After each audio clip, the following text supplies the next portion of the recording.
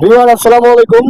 আজকে যেই দেশ নিয়ে আমি আপনাদের সাথে কথা বলবো, এটা হচ্ছে পর্তুগাল। বাংলাদেশ থেকে কিন্তু আপনারা একদম সরাসরি D1 ভিসার মাধ্যমে পর্তুগাল যেতে পারবেন।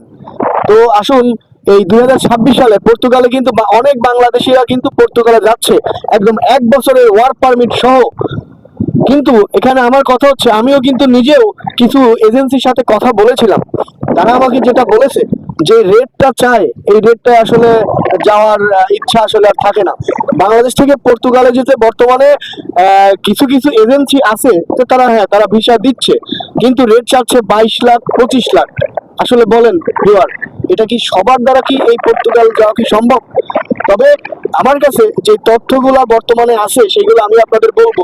আপনারা যদি এইভাবে যদি ওয়ার্ক পারমিট সংগ্রহ করতে পারেন, তাহলে আপনারা অবশ্যই একদম কম খরচে 3 থেকে 4 লক্ষ টাকার মধ্যে আপনারা পর্তুগালে ইনশাল্লাহ থাকতে পারেন। তো নিয়মটা বলি, এই আপনাকে বাংলাদেশ থেকে একটি কোম্পানির, পর্তুগালে একটি কোম্পানির সাথে যদি আপনি যোগাযোগ করে যদি তাদের কাছ থেকে একটা ওয়ার্ক পারমিট সংগ্রহ করতে পারেন, তাহলে কিন্তু ভিউয়ার আপনারা অতি দ্রুত সময়ে এই পর্তুগালের ভিসা কিন্তু আপনারা পেয়ে যাবেন।